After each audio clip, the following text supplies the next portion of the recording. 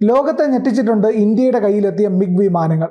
അത്തരത്തിലുള്ള അനുഭവ കഥകൾ എന്തെങ്കിലും ഉണ്ടോ മിഗ് വിമാനത്തെ പറ്റി? അത് വളരെ പ്രസക്തമായ കാര്യമാണ്. നാളെ മിഗ് വിമാനങ്ങൾ ഇന്ത്യൻ വ്യോമസേനയിൽ നിന്ന് റിട്ടയർ ചെയ്യുകയാണ്.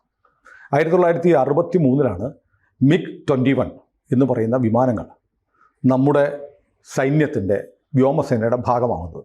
അപ്പോൾ ഇന്ത്യ ആദ്യമായിട്ട് വാങ്ങുന്ന സൂപ്പർസോണിക് വിമാനമാണ് മിഗ്.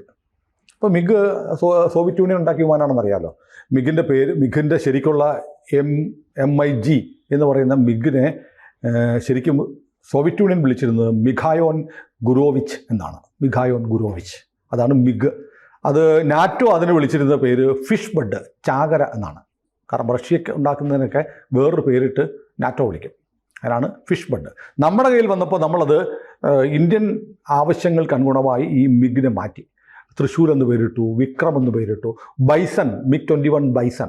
മിഗ് 21 ബൈസൺ സമീപകാലത്ത് വാർത്താ തലക്കെട്ടുകളിൽ വന്നതാണ്. കാരണം എത്ര വലിയ ആധുനിക ശേഷിയുള്ള വിമാനമൊന്നും അല്ല എന്ന് വേണമെങ്കിൽ മിഗ് എന്ന് പറയാം. എന്നാൽ അതിനെ നമ്മൾ വല്ലാത്ത മാരകമായ തരത്തിൽ മാറ്റിമറിച്ചു. നമ്മൾ HAL, ഹിന്ദുസ്ഥാൻ എയറോനോട്ടിക്സ് ലിമിറ്റഡിൽ ഇന്ത്യ മിഗ് വിമാനങ്ങളെ മാറ്റിമറിച്ച് ഉപയോഗിച്ചതാണ്. കാരണം മിഗിൻ്റെ ഒരു പ്രധാനപ്പെട്ട കുഴപ്പമെന്ന് വെച്ചാൽ മിഗ് താഴ്ന്നു പറക്കാൻ പറ്റില്ല. മിഗ് ഉയർന്നു പറക്കുന്ന വിമാനമാണ്.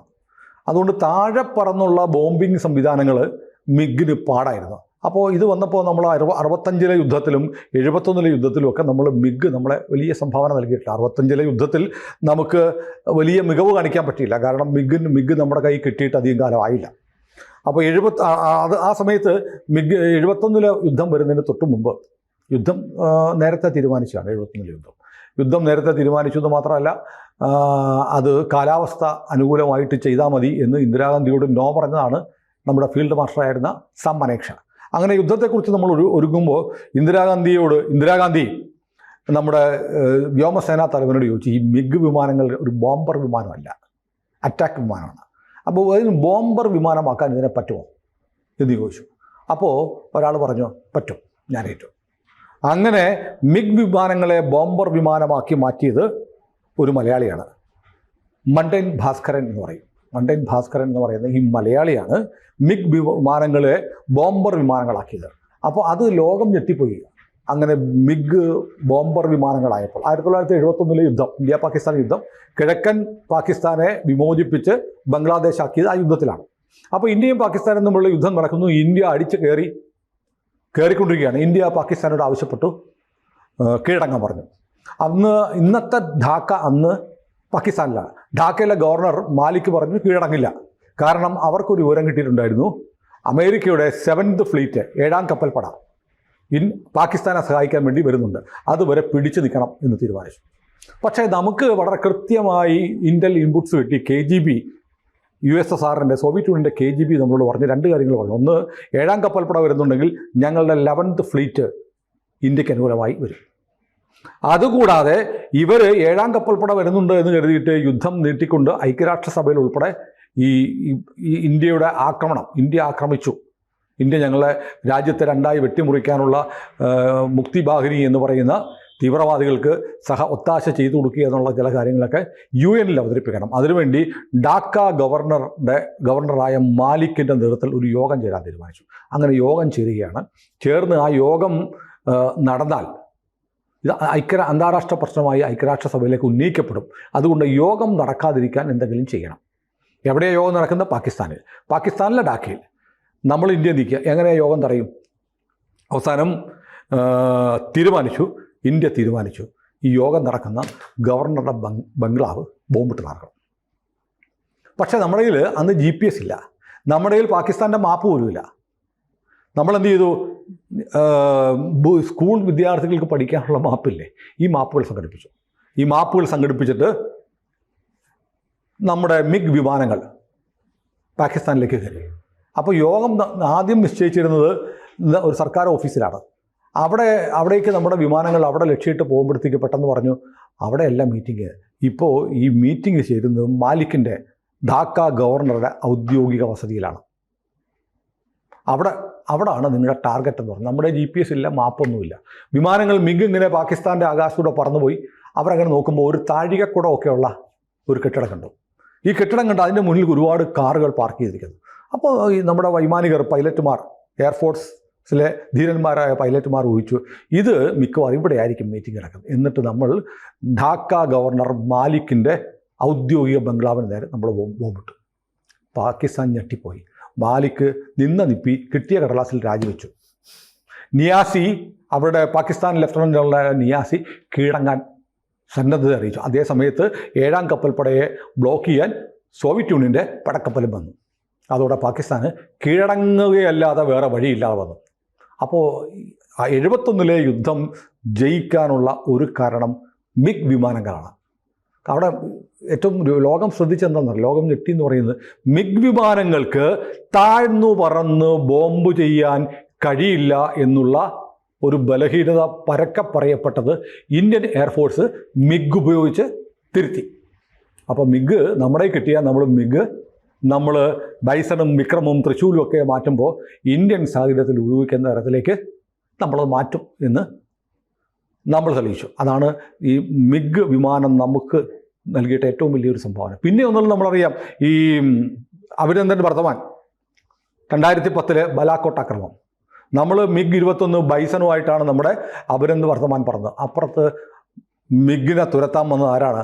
അമേരിക്ക കൊടുത്ത F-16. നേർക്ക് നേർ 2 വിമാനങ്ങളും വന്നു. ആ അഭിനന്ദൻ വർദ്ധമാൻ മിഗ് 21 ബൈസൺ കൊണ്ടടിച്ചു. F-16 F-16 തവിടുപൊടിയെ താഴെപ്പോയി.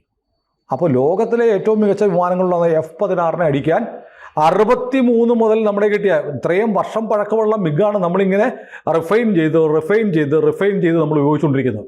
അപ്പോൾ ഈ മിഗ് വിമാനങ്ങളെ ശരിയാക്കി എടുക്കാമോ എന്ന് ചോദിച്ചപ്പോഴത്തേക്ക് നമ്മുടെ സൈന്യ മേധാവികളോട് ചോദിച്ചു. അപ്പോഴേക്ക് എയർഫോഴ്സിലെ ഈ എയർ കമ്മഡോറായിരുന്ന മണ്ടൈൻ ഭാസ്കറിനെ ഇന്ദിരാഗാന്ധി വിളിച്ചു. നിങ്ങൾക്ക് ചെയ്യാൻ പറ്റുമോ? നമ്മുടെ മിഗിനെ ആധുനീകരിക്കണം, അതിന് ഈ താഴ്ന്നു പറന്ന് ബോംബറുകളായിട്ട് പ്രവർത്തിക്കാൻ തരത്തിൽ മിഗിനെ മാറ്റാൻ പറ്റുമോ എന്ന് ചോദിച്ചു. അങ്ങനെ ഓക്കെ എന്നായിരുന്നു മണ്ടൈൻ ഭാസ്കറിൻ്റെ മറുപടി. എന്നിട്ട് അങ്ങനെ ഒരു നാസിക്കിൽ ഒത്സാർ എന്ന് പറയുന്ന സ്ഥലത്ത് ഒരു മുന്തിരിത്തോട്ടം, 400 ഏക്കറുള്ള മുന്തിരിത്തോട്ടം വിട്ടുകൊടുത്തു. അവിടെയാണ് പിന്നീട് ഈ മിഗ് നവീകരിക്കാനുള്ള പ്ലാന്റ് വന്നത്. അപ്പോൾ ഈ 1963 നമുക്ക് മിഗ് വിമാനങ്ങൾ കിട്ടുന്നത്. മിഗ് വിമാനങ്ങൾ നമുക്ക് സോവിയറ്റ് യൂണിയൻ തരാനായിട്ട് ആലോചിച്ച് കഴിഞ്ഞപ്പോഴത്തേക്ക് പിന്നീട് സോവിയറ്റ് യൂണിയൻ ഒരു മനംമാറ്റം വന്നു. കാരണം നമ്മൾ ചൈനയായിട്ട് തെറ്റി. അന്ന് സോവിയറ്റ് യൂണിയൻ്റെ സഖാവായിരുന്നു ചൈന. അപ്പോൾ നമ്മുടെ ഒരു സഖാവായ രാജ്യത്തിനെതിരെ ഇന്ത്യ നിലപാടെടുക്കുകയാണെങ്കിൽ മിഗ് ഇന്ത്യക്ക് കൊടുക്കണ്ട എന്ന് സോവിയറ്റ് യൂണിയന് ഒരു ആലോചന ഉണ്ടായിരുന്നു. പിന്നീട് അതൊക്കെ മാറിയിട്ട് 6 മിഗ് വിമാനങ്ങളാണ് ആദ്യമായിട്ട് കപ്പലിൽ കയറ്റി ഇവിടെ കൊണ്ടുവരുന്നത്. ആ മിഗ് വിമാനങ്ങളുടെ വന്നു കഴിഞ്ഞതിന് ശേഷം പിന്നെ സംഭവിച്ചതെന്ന് അറിയാം, ഇന്ത്യയും സോവിയറ്റ് യൂണിയനുള്ള ബന്ധം വല്ലാതെ വളർന്നു കഴിഞ്ഞപ്പോൾ നമ്മൾ മിഗ് ഇവിടെ ഉണ്ടാക്കാൻ തുടങ്ങി. സോവിയറ്റ് യൂണിയൻ എക്കാലത്തും വളരെ ഉദാരമായ നിലപാടെടുത്ത് അവരുടെ ടെക്നോളജി ഉൾപ്പെടെ നമുക്ക് ട്രാൻസ്ഫർ ചെയ്യുന്നുണ്ട്. അങ്ങനെ നമ്മൾ ഈ 63 മുതൽ ഇതുവരെയുള്ള കാലയളവിൽ ഏതാണ്ട് 850 മിഗ് വിമാനങ്ങൾ നമ്മൾ ഇന്ത്യയിൽ നിർമ്മിച്ചു.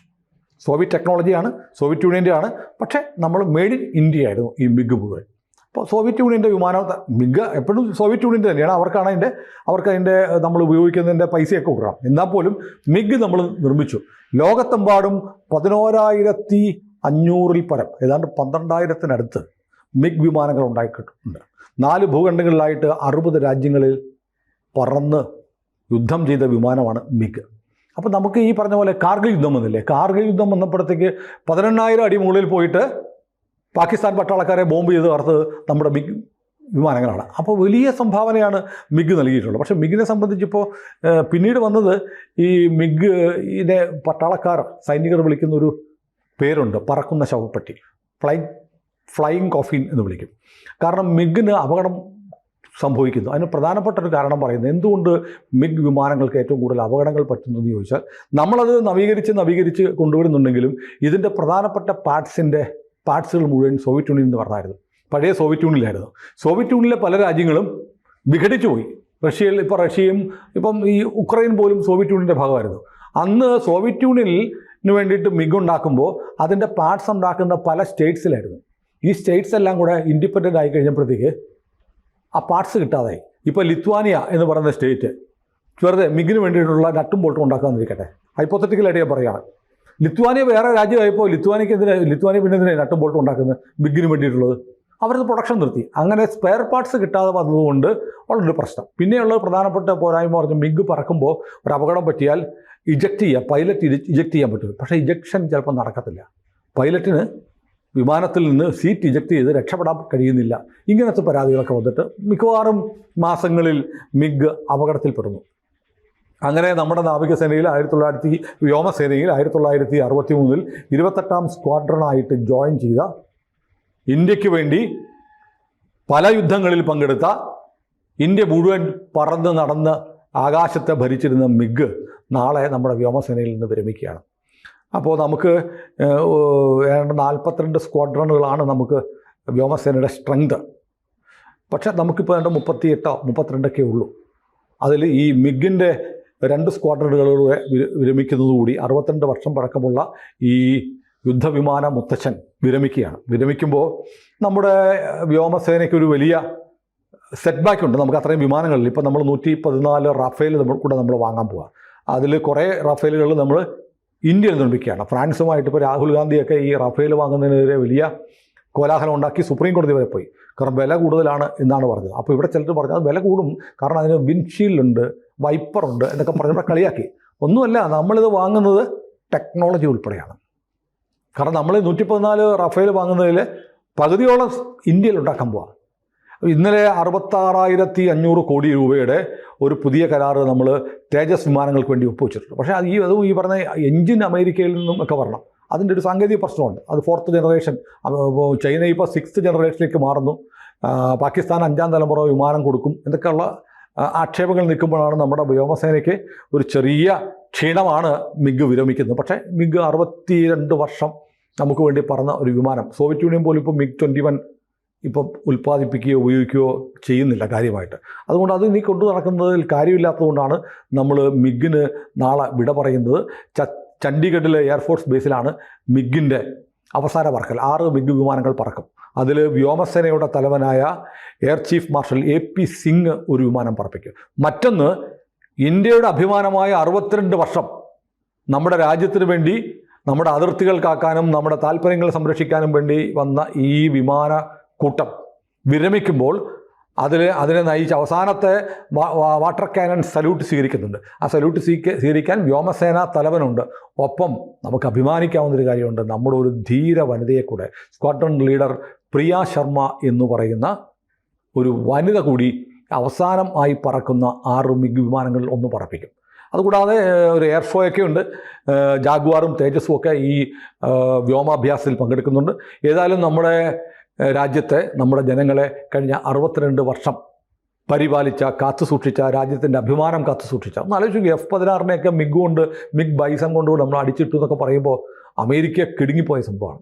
അപ്പോൾ ഇത്രയും വലിയ അഭിമാനകരമായ നേട്ടം ഈ വിമാനത്തെ ഉപയോഗിച്ച് അത് കൈകാര്യം ചെയ്ത നമ്മുടെ ധീരന്മാരായ പൈലറ്റുമാരുണ്ട്. അവരുടെ ഒരു സ്കില്ല്, അവരുടെ ബുദ്ധി, ഇതിനെയൊക്കെ നമ്മൾ മാനിക്കണം. ഏതായാലും മിഗ് വിരമിക്കുകയാണ്. അതിലും ശക്തമായ ആയുധങ്ങൾ നമുക്ക് വരും എന്ന് നമുക്ക് പ്രതീക്ഷിക്കാം. മിഖായേൻ ഗുരോവിച്ചിന് നമുക്ക് ABCയുടെ വക ഒരു സല്യൂട്ട് കൊടുക്കാം.